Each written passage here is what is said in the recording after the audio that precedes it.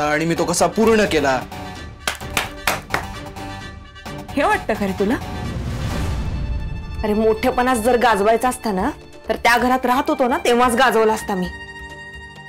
ना मला त्या खुर्चीची हाव आहे ना तुला. बाहेर हे जे लोक उभे आहेत ना त्या प्रत्येकाला तू खुर्चीत बसलेला हवा आहेस. कारण इतरांपेक्षा त्यांचा तुझ्यावर जास्त विश्वास आहे अर्जुन. हे प्रत्येकाच्या बाबतीत घडत नाही बर का.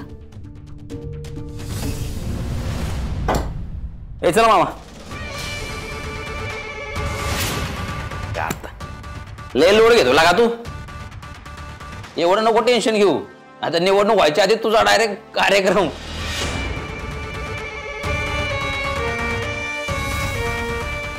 ऐका आता मला सांग तो निवडणूक लढवायचं म्हटलाय. लढवली का? नाही ना. जिंकलाय का? नाही ना. मग इलेक्शन लढवायचं ठरवलं. योग्य नियोजन आणि करेक्ट कार्यक्रम करून टाकू आपण. जगात दोन प्रकारची माणसं आहे ना ओव्हर कॉन्फिडन्स राहत असतात. एक म्हणजे जे अति हुशार आहेत ते, दुसरे म्हणजे अति मूर्ख आहे ना ते. आणि दुर्दैवानं तू दुसऱ्या कॅटेगरीत येतो. मामा बासा ऐकून घेते म्हणून काय ते बोलायचं नाही आपल्याला. काय लागला तू पण त्या दादासारखं भाषण ठोकायला. कुणी येऊन मला अक्का शिकवायची नाही काय? अरे बाबा अख्खा गाव आहे त्याच्या माग. जनतेचा कौल सगळ्यात महत्वाचा असतो माहितीये का? असू दे ना. अख्खी जनता त्याच्या मागे येऊन उभी राहू दे नाही तर पुढे येऊन उभी राहू दे. काय फरक पडतो? वहिनी मला सांगा इलेक्शन कुठं होणार आहे? आपल्या साखर कारखान्यात ना. बघून घेऊ ना काय करायचं ते. सांग याला. अरे बाबा तलवारीच्या धाकावर माणूस फक्त घाबरू शकतो, आपला नाही होऊ शकत. नुसती गुंडगिरी नाही चालत प्रत्येक वेळेस. हे नंतर सांग. हे बघा आम्हाला मामांचं म्हणणं पटतंय बरं का. गवाकडं तिकडं पाऊल टाकून चालणार नाहीये भाऊजी. काही झालं तरी कारखाना आपल्या जवळच राहिला पाहिजे.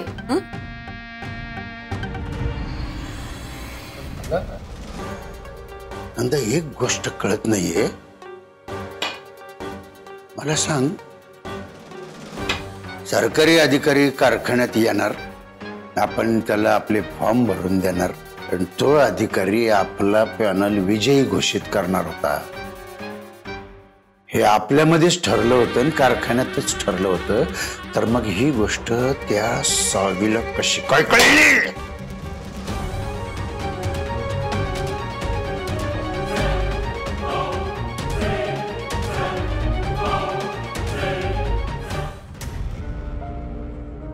अर्जुन अरे आजवर तू एवढा राबलायस.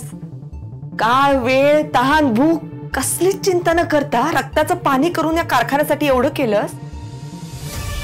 आणि आज तोच कारखाना तुझ्यासाठी अर्जुन अर्जुन नावाने जयघोष करतोय. आणि राहिला प्रश्न तुला विचारायचा तर हो नाही विचारलं मी. कारण तो फॉर्म 4 वाजायच्या आतच भरायचा होता आणि तुला विचारावं इतपत वेळ नव्हता माझ्याकडे. त्याच्यामुळे मी फॉर्म भरून टाकलाय आणि त्यांना सांगितलंय अर्जुन कवठेकर स्वबळाने ही इलेक्शन लढवणार. कळतंय का? मी कवठेकर नाहीये. हे असं तुला वाटतंय. अरे अजूनही कागदोपत्री तू कवठेकरच आहेस. तुझा आधार कार्ड, तुझा पासपोर्ट, तुझं वोटिंग कार्ड या सगळ्यावर अर्जुन कवठेकरच नाव आहे. पण काय रे आयुष्यभर या नावाने जगत होतास ना. अर्जुन आता का नाकारतोयस? बघ कृष्णाला वाईट वाटेल, तिचं मन दुखावेल असं कोणतंही कृत्य मला करायचं नाही. आणि अजून एक गोष्ट, तू ना याच्या पुढे माझ्या. ठीक आहे कळलं मला. हे बघ मी फॉर्म भरलाय. आता तुला हवं ते कर. तुला माघार घ्यायची घे माघार. मला जे हवं ते मी केलंय. माझी जबाबदारी संपली.